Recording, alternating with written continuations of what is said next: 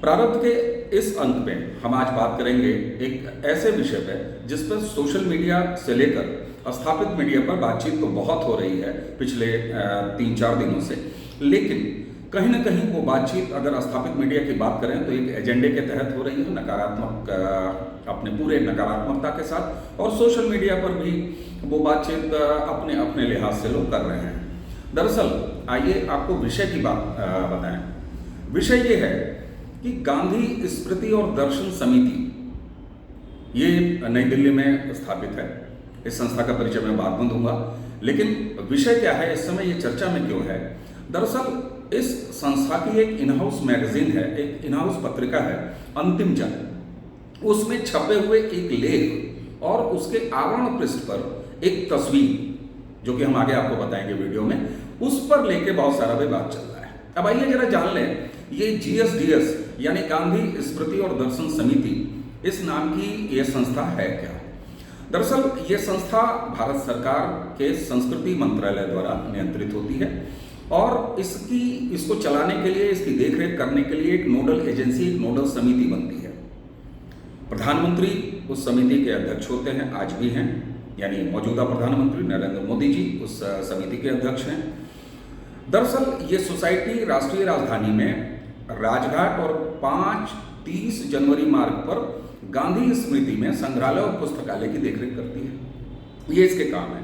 इसका लक्ष्य है महात्मा गांधी के विचारों का संवर्धन, उनके द्वारा पहचाने गए राष्ट्र हित के विषयों और खासकर राष्ट्रीय एकीकरण और वंचित जो वर्ग हैं उनके कल्याण के लिए अलग अलग गतिविधियों पर अपनी योजनाएं बनाना और उस पर अमल करना। केंद्रीय संस्कृति मंत्री, दिल्ली के उपराज्यपाल, महापौर, दिल्ली के निगम आयुक्त, केंद्रीय संस्कृति सचिव, ये लोग सोसाइटी के पदेन सदस्य होते हैं, यानी ये लोग मेंबर होते हैं। 2 साल पहले भारत सरकार ने विजय गोयल साहब को इस समिति का उपाध्यक्ष नियुक्त किया। अब केंद्रीय संस्कृति मंत्रालय के अधीन इस गांधी स्मृति और दर्शन समिति के उपाध्यक्ष विजय गोयल साहब ने पत्रिका में एक लेख लिखा है, और जो कि आज़ादी के अमृत महोत्सव के विशेषांक में अंतिम जन जो इनकी मैगजीन है उसमें छपा है। और इस विशेषांक के कवर पेज पे वीर सावरकर, विनायक सावरकर जी की तस्वीर छपी है। बस सारा विवाद यहां से शुरू हो जाता है। अंदर लेख में क्या है, अंदर लेख में विजय गोयल जी ने भारत के स्वतंत्रता संग्राम, स्वतंत्रता आंदोलन में गांधी जी के अहिंसक विचारधारा के साथ ही साथ सावरकर जी के जो योगदान था उसको एक साथ देखने का प्रयास किया है। और जो उन्होंने लेख लिखा है उसमें कहीं ना कहीं एक बात झलक के आ जाती है कि उन्होंने समकक्ष तो नहीं गांधी जी के, लेकिन चूंकि गांधी जी और सावरकर ये दोनों एक ही समयावधि में थे, तो एक तुलनात्मक योगदान का, हालांकि ये तुलना भी नहीं है, लेकिन कहीं ना कहीं गांधी जी के नाम से चलने वाली एक संस्था और उसके जो पत्रिका पे सावरकर जी के बारे में लिखा गया है और कहा यह जा रहा है, हालांकि मैंने वो लेख पढ़ा है, मुझे तो कहीं ऐसा नहीं लगा कि वो तुलनात्मक कोई अध्ययन है, लेकिन जरूर गांधी जी के समय में ही सावरकर जब आज़ादी के आंदोलन में अपनी भूमिका निभा रहे थे, तो समकालीन होने के नाते एक लेख है। और दृढ़ता से मैं ये बात कह रहा हूं कि तुलनात्मक अध्ययन तो नहीं है, लेकिन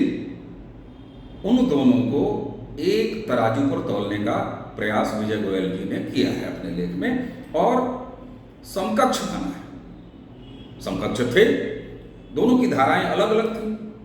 अब ये लेख छपते ही और आवरण पृष्ठ पर, आम जन के उसके आवरण पृष्ठ पर जैसे ही सावरकर जी की तस्वीर दिखी, तो जो सो कॉल्ड पाखंडी शुद्धतावादी गिरोह है उसके पेट में अपने आप दर्द होने लगा। स्थापित मीडिया में जो लोग वैचारिक पत्रकारिता करते हैं, उनके लिए उनकी वैचारिक प्रतिबद्धता पहले है, सत्य का परीक्षण बाद में है। उन लोगों के लिए एक बहुत अच्छा मसाला था जिस पर उन्होंने लगातार बात की। सोशल मीडिया पे भी उसी तरह के लोग लगातार इस बात की बात कर रहे हैं। लेकिन क्या आज़ादी के इस अमृत महोत्सव में हमारे आज़ादी के लड़ाई में अपनी अपनी भूमिका निभाने वाले महापुरुषों, व्यक्तित्वों के बारे में बात नहीं की जानी चाहिए? सावरकर इसी भारत से थे, गांधी जी इसी भारत से थे। दोनों ने भारत की आज़ादी की लड़ाई में अपने अपने तरीके से, अपने अपने ढंग से योगदान दिया। तो अंतिम परिणाम क्या रहा? भारत की आज़ादी। और जब भारत की आज़ादी अमृत महोत्सव के समय उस पर बात हो रही है, उस पर कोई लेख लिखा जा रहा है, उस पर विमर्श हो रहा है, उस पर चर्चाएं हो रही हैं, तो गांधी जी और सावरकर जी को एक साथ देखने से इतनी तकलीफ क्यों? दरअसल ये वही एजेंडावाद है जिसने नाम पहले देखे, विचारधाराएं पहले देखी, रंग पहले पहचाने, विचारों के रंग को पहले ध्यान दिया और तब महापुरुषों को, बड़े व्यक्तित्वों को, देश की आज़ादी के लिए काम करने वालों को मान्यता दी या किसी को नकार दिया। सावरकर जी उन्हीं नकारे गए एक नामों में है। लेकिन आज सोशल मीडिया का दौर है। मैं नहीं कहता कि सोशल मीडिया आने से पहले इस देश में स्वाध्याय नहीं होता था, पठन पाठन का काम नहीं होता था, लेकिन एक आम आदमी अपनी बातें कहीं कह नहीं पाता था, कहीं बोल नहीं पाता था। अगर आम जन कहीं बोल भी पाता था तो उसके लिए संपादक के नाम पाती जैसी एक चीज होती थी, जिसको छापना न छापना उस अमुक संपादक की मर्जी पर निर्भर करता था। आज सोशल मीडिया है, लोग पढ़ रहे हैं और पढ़ने के बाद अपने विचारों को सम्मिलित करते हुए भारत के उन महान सपूतों, भारत के उन महान व्यक्तित्वों के बारे में लिख रहे हैं, बोल रहे हैं, चर्चाएं कर रहे हैं। ऐसे में आम जन के आवाज और आम जन के द्वारा बुने गए महापुरुषों की असली हकीकतों को कोई भी स्थापित मीडिया हो या कोई स्थापित गिरोह हो या कोई एजेंडावादी दृष्टिकोण हो, वो दबा नहीं सकता। इसलिए बहुत सारे लोगों को इस विषय की जानकारी ही नहीं होगी। मैं आप सबसे कहूंगा कि ऑनलाइन भी मैगजीन उपलब्ध है। यह मैगजीन पत्रिका जाके अंतिम जन ली भी जा सकती है। इसका पीडीएफ आपको मिल जाएगा, उसको लीजिए और उसको पढ़िए। और यह कितना सुखद है कि गांधी जी के आदर्शों और गांधी जी के विचारों का प्रसार और प्रचार करने वाली संस्था आज अपने आवरण पृष्ठ पर वीर सावरकर की तस्वीर छाप रही है और उन पर लेख लिखे जा रहे हैं। ये होती है एक राष्ट्रवादी स्वीकार्यता, जो गांधी को भी स्वीकार करती है, जो सावरकर को भी स्वीकार करती है। और सावरकर को यहां किसी को बड़ा और छोटा बनाने की कोई कवायद नहीं है। हाँ, लेकिन इस बात की जरूरत महसूस की गई ना कि सावरकर जैसे चरित्रों पर बहुत कम काम हुआ। उनका जिक्र करना भी एक समय दूभर था। अछूत बना के रख दिया कुछ एजेंडावादी लोगों ने, वैचारिक लोगों ने, जिनकी प्रतिबद्धताएं हमेशा अपने झंडे के प्रति होती है, अपने रंगों के प्रति होती है। इस बात की स्वीकार्यता अब धीरे धीरे इस खुले समाज में समाप्त हो रही है। और इसी का उदाहरण है कि जीएसवीएस, गांधी स्मृति और उनके जो उनकी जुड़ी पत्रिका है अंतिम जन, उस पर ये लेख लिखा गया है। और ये बड़ा स्वाभाविक है। जो लोग सावरकर जी के नाम को बर्दाश्त नहीं कर सकते थे, उनके विचारों को बर्दाश्त नहीं कर सकते थे, उनके योगदान को नकारते रहे, उनके लिए यह किसी वज्रपात से कम नहीं था। जब बात की जाती है पिछले 8 सालों में 2014 के बाद जो देश में राजनीतिक परिवर्तन हुआ है, और मेरा ये मानना है कि वर्तमान समय में जिस लोकतांत्रिक व्यवस्था को हमारे देश ने अपनाया है, वहाँ राजनीतिक परिवर्तन और राजनीतिक व्यवस्था से ही समाज के हर क्षेत्र में परिवर्तन हो सकता है। चाहे वो सामाजिक परिवर्तन हो, चाहे वो सांस्कृतिक परिवर्तन हो, चाहे वो वैचारिक परिवर्तन हो, चाहे वो भौतिक परिवर्तन हो। जब मैं भौतिक परिवर्तन की बात करता हूँ तो पुल, सड़कें, एक्सप्रेसवे, बड़े बड़े काम, इनकी बात करता हूँ। तो वैचारिक और सांस्कृतिक परिवर्तन भी राजनीतिक सत्ता के माध्यम से ही हो सकता है। ये उत्तर है उन लोगों को, मैं संदर्भ बिल्कुल उन्हीं को करूंगा जो लोग ये कहते हैं कि बदला क्या है, बदला यही है, आज बदलाव यही हुआ है। और ये बदलाव की शुरुआत है किसी भी सांस्कृतिक स्तर पर, वैचारिक स्तर पर बदलाव को पूर्ण होने में, बदलाव को पूरा होने में, उसको संवर्धित होने में, उसको इनरिच होने में 8 साल 10 साल कोई समय नहीं होता।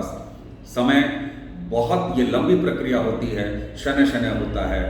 आज चाहे पाठ्यक्रमों में सुधार की बात हो और चाहे और भी सांस्कृतिक और आध्यात्मिक और सामाजिक से लेकर तमाम जो परिवर्तन हो रहे हैं वो धीरे धीरे देखने को मिलते हैं।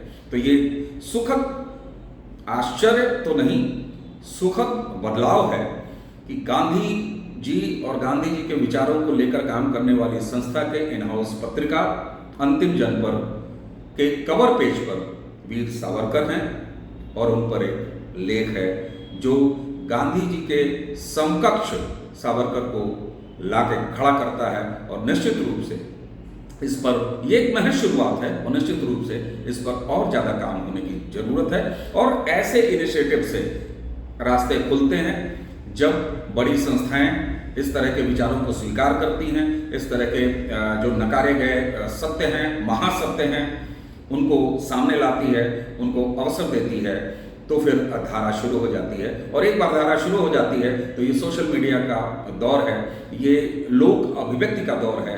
ऐसे में जब जन जन अपनी बात किसी विषय पर कहना शुरू कर देगा तो इसके सबसे बड़े उदाहरण हैं मर्यादा पुरुषोत्तम राम, जो सनातन के अवतार हैं, पूज्य हैं, आराध्य हैं, लेकिन लोक में उनको गोसाई तुलसीदास ने ऐसा बसाया कि हर शादी वाला लड़का राम होता है, हर शादी वाली लड़की जो होती है वो सीता, माता सीता के रूप में देखी जाती है।